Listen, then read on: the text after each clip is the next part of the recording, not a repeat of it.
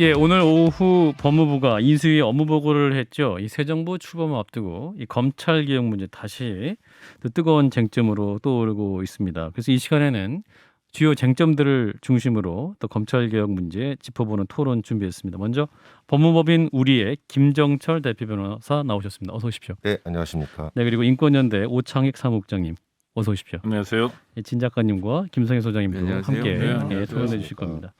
자, 일단 오늘 인수위 법무부 업무 보고 당초 안 받겠다 그랬다가 받게 되는데 이 장면 어떻게 보셨는지 우리 오창익 사무국장님부터. 뭐 법무부 얘기가 법무부 장관의 지위 문제에 대해서 논란 발생, 유감, 뭐 공감 이런 표현을 했는데요. 전 그 이전에 법무부가 검찰 사무만 다루는 게 아니라 중요한 일을 굉장히 많이 다루고 있습니다. 예.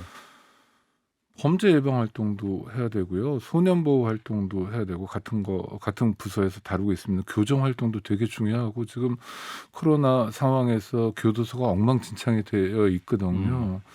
그다음에 저희의 작은 소망인데 벌금은 소득과 재산에 비례해서 따로 내지 않고 똑같은 액수를 내게 하는데 이것도 뭐 정치권에서는 말은 많이 했는데 재산 비례, 뭐 재산 소득 비례 벌금제 같은 겁니다. 이런 게 다 법무부에서 해줘야 될 일이거든요. 예.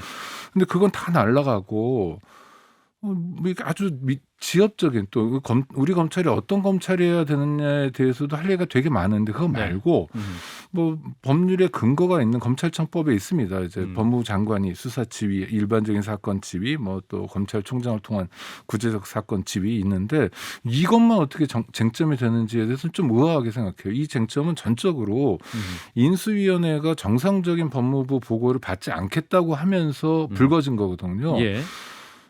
아직 시작도 안 했는데 준비 단계에서부터 이렇게 나가는 건 좀 의외입니다. 그렇군요. 우리 변호사님께서는 김정철 변호사님. 어쨌든 이제 이번 정권에서 이제 새롭게 정부를 구성을 하면서 어떤 예. 사법제도에 대한 어떤 전반적인 기획을 세울 거 아니겠습니까? 그렇죠.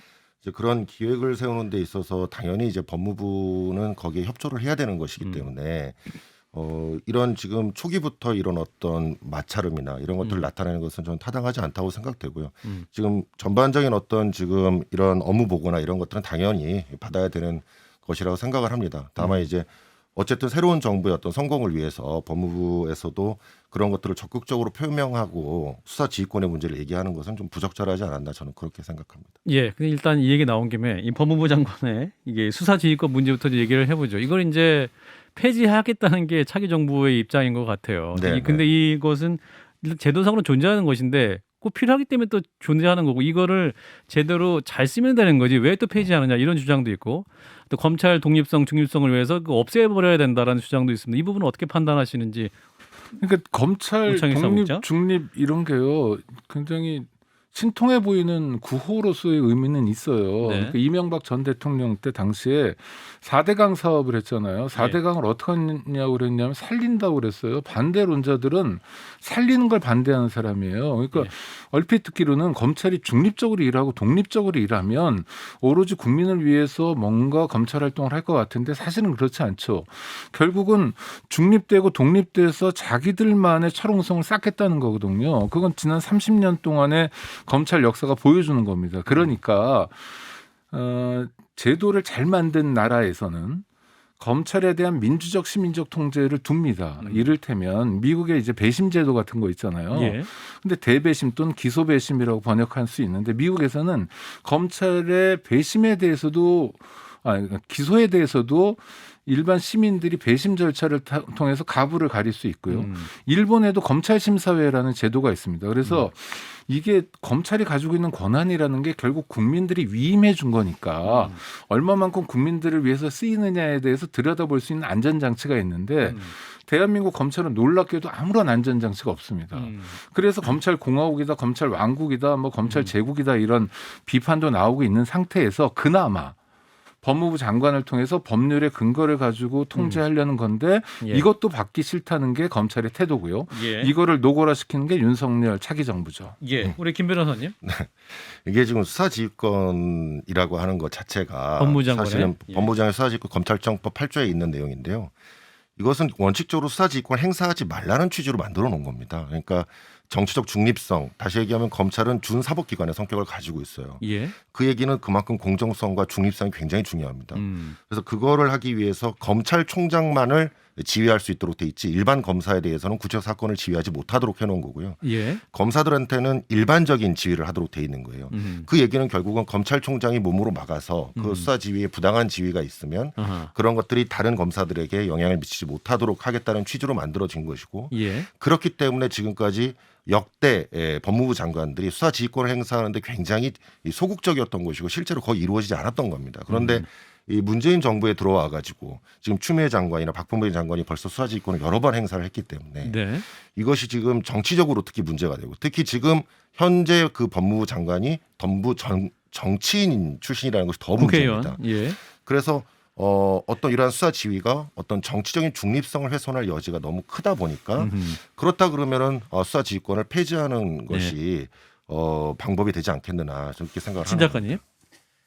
저는 일단은 그렇지 않습니까? 독일 같은 경우는 한 번도 이게 발동된 적이 없고 일본 같은 경우는 한 번 발동됐다가 네. 장관이 옷을 벗었단 말이죠. 이런 사안이고 그 전에도 우리나라 같은 경우에는 이제 강정구 교수 사건 때 마이크 저는 중심으로. 예. 저는 이것은 좀 올바랐다고 보거든요. 천정배 장관이 불구속 수사를 해라. 왜냐하면 국가보안법이라는 게 제가 볼 때는 위헌이고 네, 네.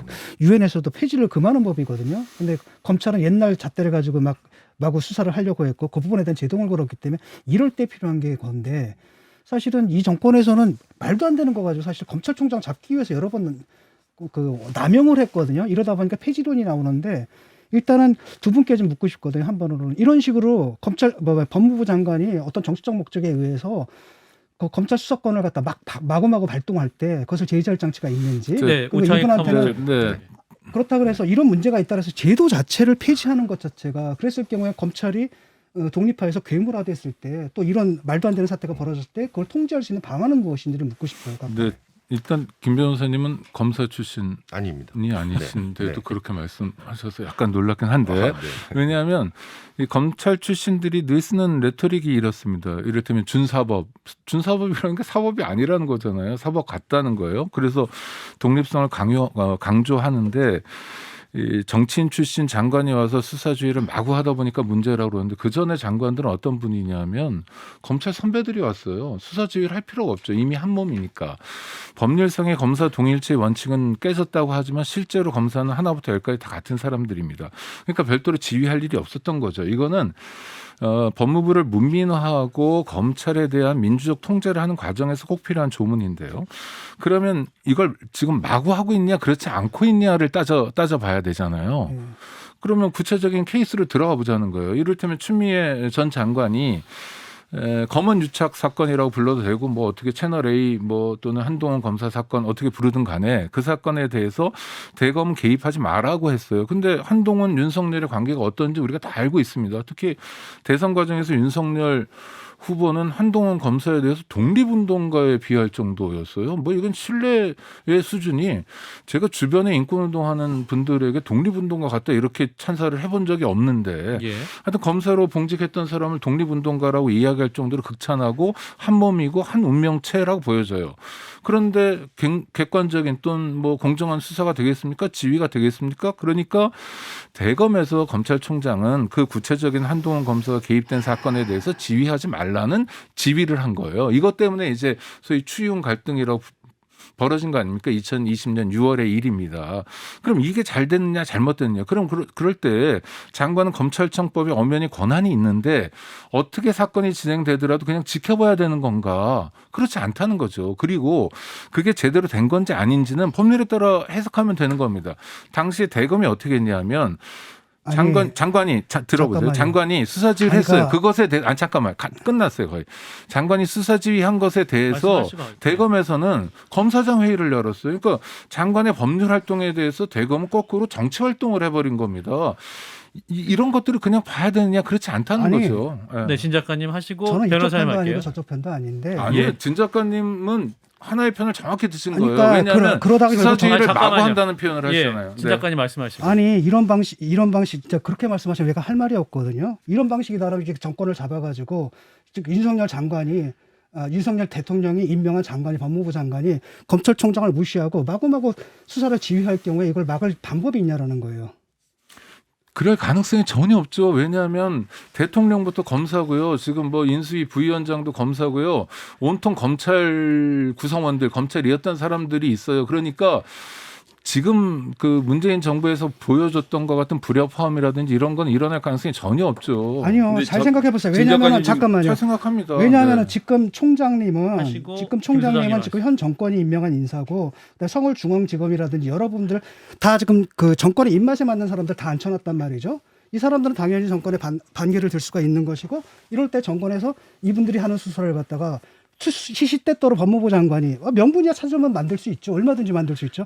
이런 식으로 그냥 시도 때도 없이 수사지휘권을 발동을 하게 되면 결국 검찰 조직이 행정부에 종속돼 버리고 알겠습니다. 정권의 수단이 돼 버리는데 이걸 막을 장치가 있냐라는 거예요. 네, 김 소장님 말씀하시고 변호사님 네, 하시고 사무국장님 네, 하실게요. 그렇습니다. 네, 예, 김 진 소장님. 작가님 지금 오해를 하고 계신데 수사지휘권은 검찰총장에게만 발동을 할 수 있고요. 지검장이나 일선의 부장검사에게 법무부 장관이 지휘를 할 수는 없습니다. 즉 할 수 있는 것은 검찰총장 아유. 당신은 보고받지 마세요 정도의 수사 지휘를 하는 것이고 대표적인 케이스가 김건희 씨의 주가 조작 건이죠.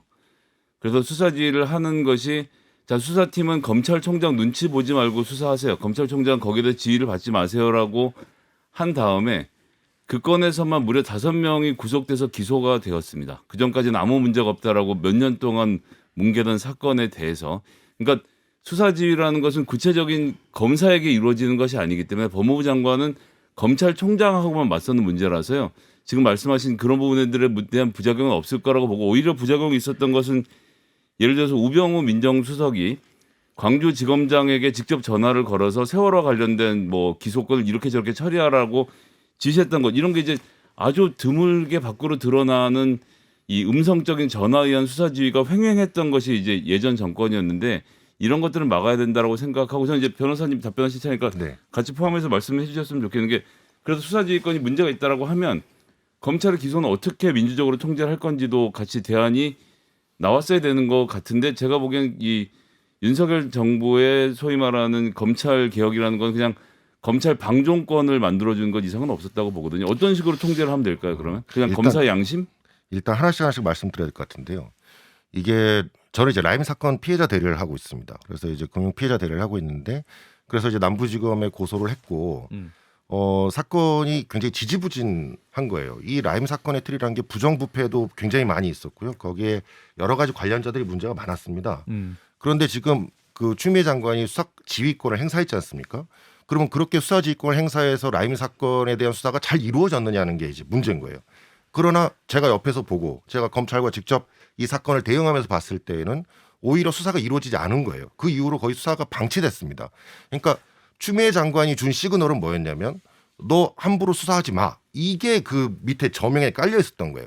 그러니까 겉으로 보기에는 검찰에게 보고하지 말아라 이렇게 돼 있지만 실질적으로는 수사권을 방해하는 것과 같은 역할을 해버린 겁니다. 실질적으로 저는 이제 그걸 체험을 했고 아마 실제 확인해 보시면 라임 사건이 거의 수사가 진행되지 못했습니다. 이런 걸 봤을 때 이제 수사 지휘권의 문제점이나 이런 것들은 어떤 이 정권에 대한 어떤 부정부패나 이런 걸 수사하는 것을 막는 역할을 할 수 있는 굉장히 부정적 기능을 가질 수 있어요. 그런데 이제 검찰청 8조에 있는 이 수사지휘권에 대한 조항을 뭐 굳이 삭제할 필요는 저는 없다고 생각해요. 그걸 어떻게 행사하느냐의 문제인 거라고 예. 생각합니다. 예. 그러나 지금 이런 폐지 논의가 나온다는 것 자체는 뭔가 수정을 할 필요가 있겠다. 이런 어떤 남용을 하는 사람이 지금까지 없었는데 이제 남용을 하기 시작했다는 걸 알게 되었고 그것이 어떤 이 정부든 과거 정부이든 또 앞으로 나올 정부가 또 똑같이 어떤 정치인을 법무부 장관으로 내세워서 예. 수사지권을 남용했을 때 문제점. 이것은 결국 국민들에게 피해가 온다는 거예요. 말씀하신 것처럼 검찰에 대한 어떤 공정한 공권력에 대한 행사 부분은 다른 여러 가지 제도를 통해서 보완할 수 있는 겁니다. 그런데 이거를 마치 수사지휘권이라고 하는 이걸 통해서 마치 어떤 공정성을 확보할 수 있다? 저는 전혀 그렇지 않다고 생각합니다. 사무국장님. 검사에 대한 오해가 많으신 것 같은데 하늘에서 뚝 떨어진 존재 아니고요. 정부의 한 일원입니다. 정부의 사법부의 일원이 아니고 네. 그다음에 검찰청은 법무부의 외청이에요. 그러니까 법무부 외청에 소속된 행정공무원입니다. 그런데 검사들이 판사도 사법시험 합격했고 나도 사법시험 합격했고 저기도 로스쿨 나왔고 나도 로스쿨 나왔고 그래서 사법 또는 사법에 준한다 이렇게 강조하는 게 있죠. 그래서 실제로 법원에 가보면요. 법원하고 똑같이 생긴 옆에 건물이 지검이에요. 서울중앙지검 옆에 서울중앙지법이 있고 서울고검 옆에 서울 예. 고등법원이 있습니다. 마치 대등한 것처럼 대법원 옆에 대검찰청이 있고 전혀 그렇지 않아요. 그러니까 진 작가님 여긴 행정부 소속입니다. 그런데 하는 일이 사법적 판단과 비슷한 역할을 하는 거예요. 가장 중요한 건 이제 기소인데 예. 한국 검찰은 이제 수사까지 전면적으로 지금 진행하고 있는 거고 그래서 한 손에 검찰 개혁이나 검찰 쟁점의 가장 중요한 건 다른 어떤 나라하고 달리 대한민국 검찰은 수사를 하고 그다음에 기소를 하고 형집행까지 이 형사사법과 관련된 일체의 권한을 검찰이 한 손에 쥐고 있고 그래서 실제로 형사사법 재판이 아니라 검찰사법이라고 불러도 지나치지 않을 만큼 독점적 권한을 휘두르고 있다는 게 문제입니다. 그러니까 지금 우리의 숙제는 어떻게 하면 이 검찰 알겠습니다. 권력을 예. 민주적으로 시민적으로 제가- 통제할 거냐에 맞춰져야 합니다. 저는 검찰 개혁의 의회는 동의합니다. 그런데 지금 이루어진 것은 검찰 개혁이 아니라 개혁이었다고 판단하고요. 이렇게 상상을 해보십시오. 김우수 검찰총장님입니다. 사실 이분 4명 중에서 꼴찌였잖아요. 근데 정권의 코드에 맞는다는 이유로 총장님을 앉혔어요. 그런데 갑자기 대통령이 딱 돼가지고 인사를 하는 거, 법무부 장관을 통해 가지고 인사를 합니다. 그래서 한동훈 검사장을 딱 올려가지고 수사를 지키는 거예요. 예를 들어서 원전 사고 있죠. 이게 존재하지 않는 거 잠깐만요. 얘기하지 마시고요. 그럴 가능성 전혀 없어요. 아니 같은 잠깐만요. 검사예요. 아니 왜 네. 이게 가능하지 않습니까? 가능한 시나리오라는 거죠. 예를 들어 가지고 원전 사고를 한다라든지 법조계 잘 모르셔서 대장동 그래요. 사건을 다시 검사하게 한다, 아니 조사하게 한다라든지 아니면 울산시장 선거 있지 않습니까? 이런 것을 다시 조사하게 합니다.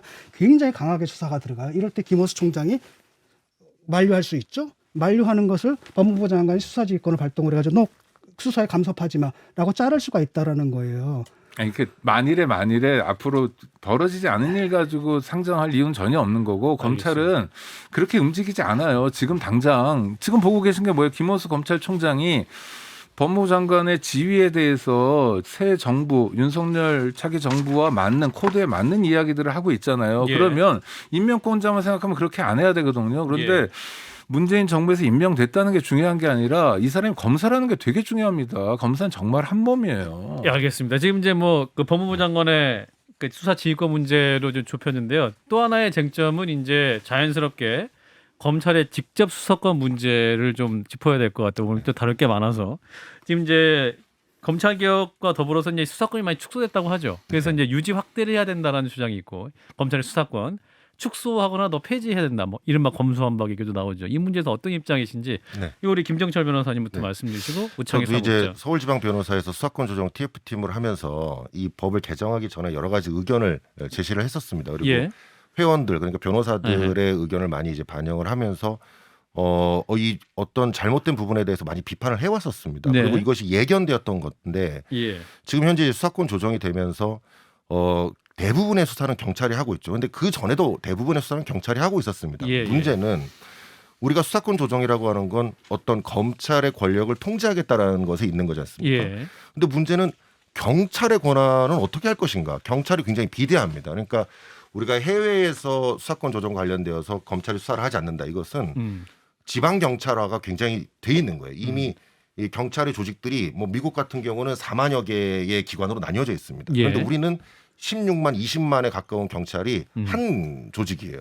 예. 그래서 지방 경찰 제도가 지금 시행되고 있습니다만은 네. 실질적으로는 지방자치단체의 돈을 이용해서 오히려 경찰의 권력이 더 강화됐고요. 중앙 집권적 성격을 가지고 있습니다. 그러니까 우리가 검사가 경찰을 어떻게 적법한 절차를 통제할 것이냐 이것이 예. 중요한 것이고 우리가 검사가 이제 계속 검사는 마치 악인 것처럼 말씀하시는 우리는 검사라고 하는 제도는 어떤 이 권력을 통제하고 그 사법 경찰의 문제점을 하는 인권 보호 기능과 어떤 그래서 객관 의무와 이런 것들을 다 가지고 있는 거예요. 그래서 예.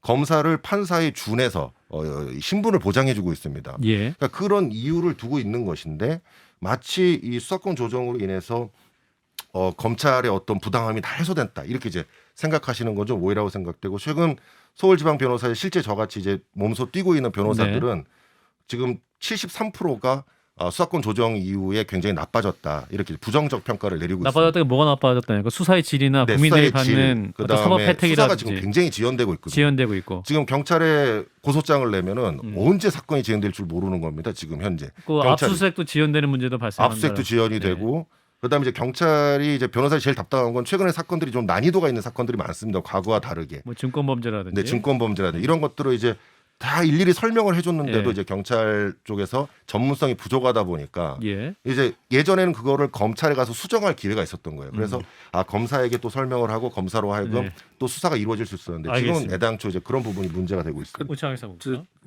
지금까지 들으신 얘기는 다 카더라입니다. 이제 사실관계를 말씀드리면 그 전에도 제가 무슨 카더라고 아니 그러니까 네. 그러니까 뭐 네. 말씀하세요, 사무국장. 네, 네, 예, 네. 일단은.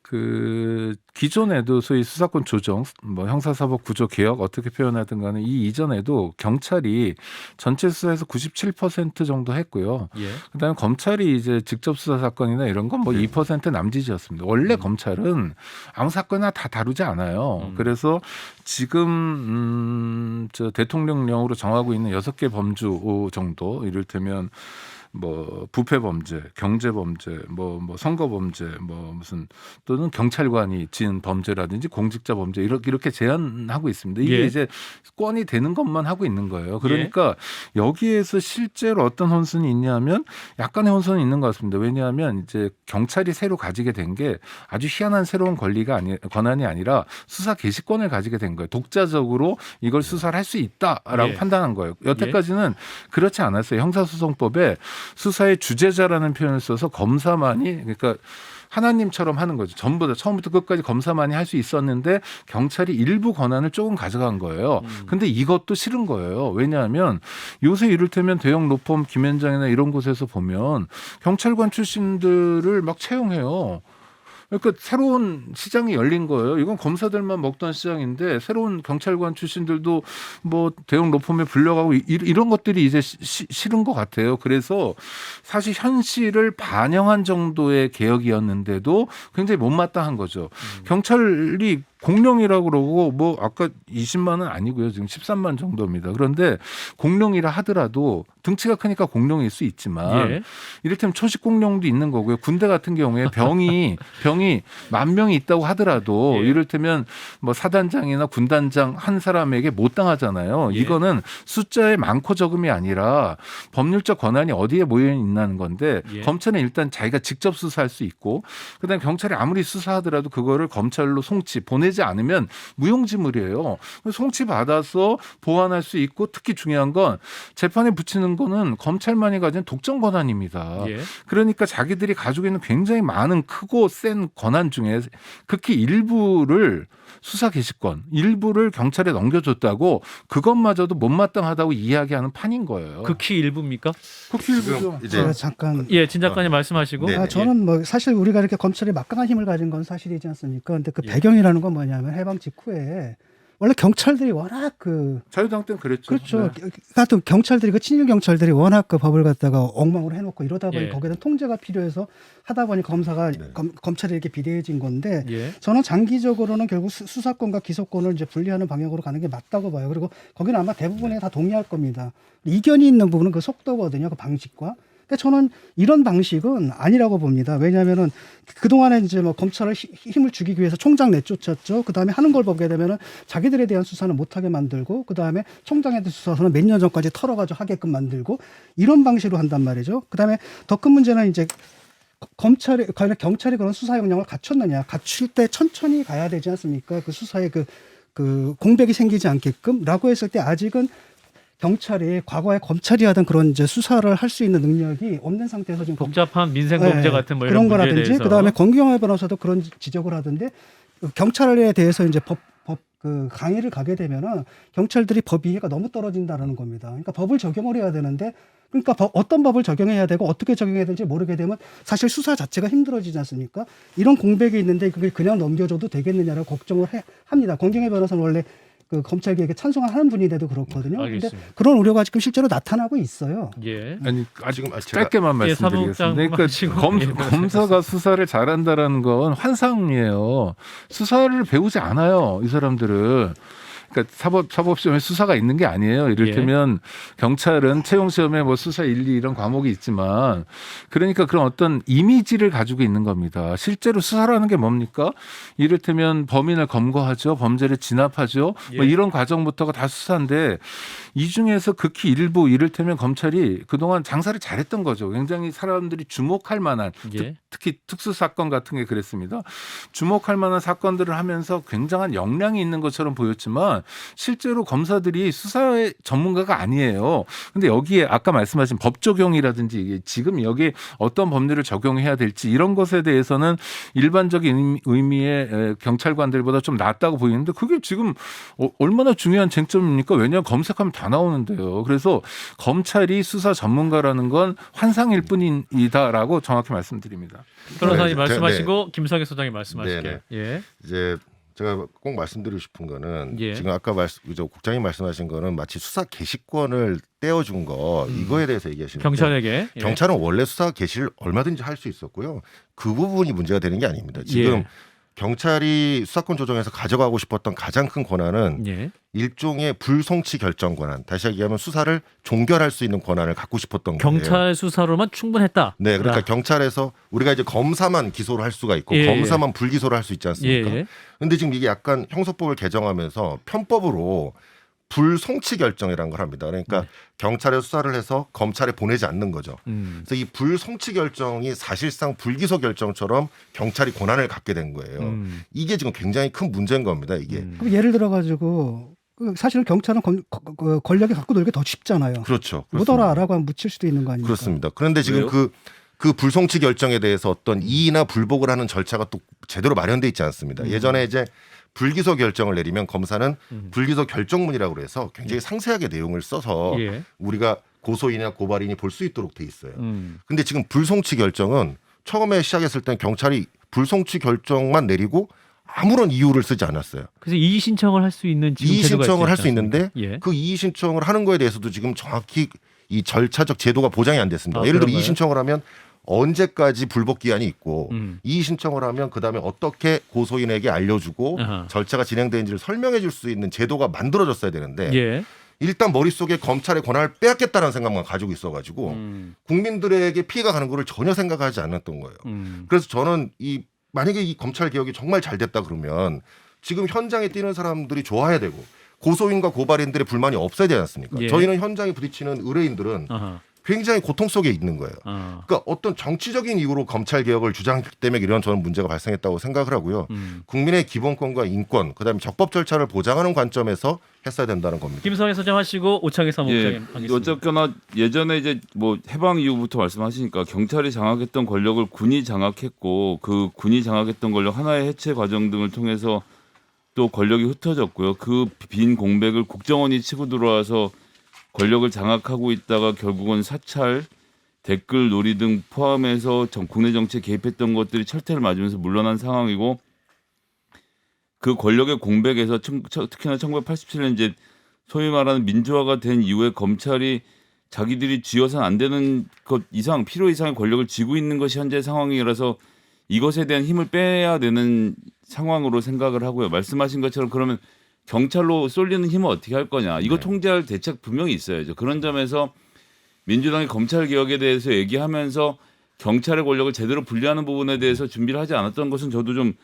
굉장히 좀 문제가 있다고 생각을 하고 중대범죄수사청으로 가는 경우에서도 마찬가지로 지금 진 작가님은 검찰이 수사를 잘한다고 하지만 실제로 검찰이 수사하는 건 검찰 수사관들의 수사 능력인데 이 수사관들을 기소 전담으로 검찰이 위치를 옮겼을 경우에 이 수사관들을 어떻게 중대범죄수사청으로 옮길 건지 이런 데 대한 마스터 플랜이 좀 부족하다는 생각은 저도 들지만 근데 저는 진 작가님 말씀하신 것 중에 가장 이해가 안 되는 부분은 경찰은 말을 더 잘 들을 것이다라는 전제는 검찰은 경찰 시험보다 좀 더 어려운 5급이 붙는 소위 말하는 사법고시 지금은 로스쿨이죠. 이걸 합격한 사람들이니까 더 똑똑한 사람들이라는 것은 제가 뭐 경찰보다 시험을 더 잘 봤을 확률은 있지만 시험을 잘 보는 것이 그 사람의 윤리성을 입증해 주는 것은 아니거든요. 왜제 말을 그렇게 왜곡을 하십니까? 제가 그렇게 얘기를 한 것은 검찰은 그나마도 준사법적 기관이기 때문에 약간의 독립성을 갖고 있지만 경찰은 완전히 행정부에 속해 있기 때문에 행정 권력의 말을 그대로 듣는다라는 거고, 그다음에 여러분들이 머릿속에 있는 그 서사를 저는 안 믿거든요. 역사적 사실하고도 안 맞아요. 왜냐하면 그러니까 박종철 사건을 봅시다. 박종철 죽인 건 누굽니까? 경찰이거든요. 그 사건 밝힌 건 누구예요? 검찰이에요. 그러니까 경찰도 예컨대 경찰한테 그 권력이 넘어갔을 경우에는 또 검찰이 했던 그런 못된 짓을 안 하리라는 보장도 없는 겁니다. 그리고 하면 더 할 거라는 거죠. 왜냐하면 그나마 반쯤의 독립성조차도 못 가진 조직이기 때문에. 제가 말을 좀 마무리 지어도 될까요? 예, 김 소장님 하시고 오창희 네. 사무국장 하실게요. 그래서 네. 말씀하신 것처럼 검찰과 경찰이 서로 견제하면서 권력이 견제를 할 수 있어야 되는데 지금의 구조에서는 수사권과 기소권을 둘 다 갖고 있는 검찰을 규제하고 통솔할 수 있는 권한이 아예 없는 상태에서 지금 윤석열 정부가 들어서면서 그나마 남아있던 통제권들도 다 빼앗으려고 하는 이런 상황에 대해서 시민들은 우려를 나타내고 있다는 거죠. 예, 오창희 저는 사무국장님. 뭐 예. 그 이를테면 제도를 하려면 네. 뭐 제가 2004년 5년 검경 수사권 조정위원회 할 때 했던 얘기인데 독일이면 독일처럼 하자. 독일의 검사는 손발 없는 머리라고 그래요. 그래서 안전장치 그렇게 갖추고, 그런데 우리는 뭐 이 얘기할 땐 딴 얘기하고 딴 얘기할 땐 이 얘기합니다. 이를테면 지금 그래요. 경찰이 수사 개시권을 갖게 되면서 경찰 수사가 부실화돼서 범죄자들은 웃고 있고 피해자들은 울고 있다. 구체적인 사례가 있어야 되는데 실제로 한국의 수사 현실이 어떠냐면 전 세계에서 인구 10만 명당 살인 사건, 뭐 강도 사건, 절도 사건 가장 발생이 적은 나라가 한국입니다. 우리나라가 드라마나 영화에서는 사람 죽이는 게 많지만 예. 하루에 200명 정도밖에 살인 사건이 안 일어나요. 반면에 범인 검거율은 가장 높습니다. 그러니까 이런 성취들은 검찰의 성취라고 얘기하지 않아요. 그런데 특수 사건, 뭐 재벌을 감옥에 보낸다든지 또는 전직 대통령을 뭐 수사 대상으로 삼는다든지 이렇게 크게 눈에 띄는 사건을 검찰이 하기 때문에 생긴 착시 현상입니다. 알겠습니다. 지금 이제 한 2분 남아서요. 이제 각 30초씩 드리겠습니다. 차기 정부의 또 검찰 개혁 또 새로운 방향으로 진행될 텐데 차기 정부의 과제는 무엇일지에 대해서 진 작가님부터 30초씩 말씀을 주실까요? 예. 저는 이번 정권의 문제가 뭐냐면은 이걸 정책적으로 접근하는 게 아니라 이념적으로 접근했다라는 겁니다. 예. 그래서 성과를 자꾸 내려고 해요. 예. 검찰 개혁이라는 성과라는 그런 슬로건에 매이다 보니까 갑자기 검찰을 거의 뭐 세계관적으로 움직였거든요. 검찰을 예. 악마화하고 이러는 가운데서 개혁이 망가졌는데 현 정부는 또 그 반대의 그 오를 범하지 않았으면 좋겠거든요. 저는 수사지휘권 같은 경우에는 그 제도 자체를 폐지하지는 않았으면 좋겠어요. 알겠습니다. 우리 김정철 변호사님. 네, 저도 어쨌든 이번 문재인 정권에서 이루어졌던 검찰 개혁이 너무 이제 정치적인 이슈로 너무 논의가 되었던 것이 저는 굉장히 아쉬웠습니다. 예. 그러니까 국민의 기본권의 관점에서 적법 절차의 관점에서 논의가 되었으면 좋았을 텐데, 그래서 저는 이번에 이제 윤석열 정부가 들어서게 되면 이제는 어떤 정치적인 이슈보다는 어떤 진정한 검찰의 개혁에 대한 부분을 논의하고 그거에 대해서 차분하게 진행을 했으면 좋겠습니다. 오창희 사무국장. 제 시간까지 다 쓰세요. 문재인 정부가 잘못한 건 시스템 개혁을 안 하고 사람에게 개혁을 맡겼습니다. 그러니까 윤석열이라는 이상한 존재를 만들어버린 건 문재인 정부고요. 그런 예. 책임이 있습니다. 시스템 바꿔야 되고 시스템은 하나의 원칙을 적용하면 됩니다. 검찰은 권력기관입니다. 따라서 민주적 시민적 통제를 해야 되고 민주적 시민적 통제를 어떻게 할 건지 뭐 선출할 건지 뭔지에 대해서 답을 내놓는 게 새 정부의 역할이어야 되고 또 국회 역할이라고 생각합니다. 예. 이상한 것은 추미애 장관이죠. 김 사장님도 20초 하실 수 있습니다. 저는 안 할래요. 안 하시고 가겠습니다. 자, 한팔선님 오늘 검찰 개혁 문제 굉장히 재밌었는데요. 한 번 더 모셔야 될 것 같습니다. 이게 한 2시간 정도, 3시간 할 수 있는 그런 주제인 것 같은데. 자, 오늘 함께 해 주신 분 법무법인 우리의 김정철 대표 변호사님 그리고 인권연대 오창익 사무국장이었습니다. 두 분 고맙습니다. 네, 고맙습니다.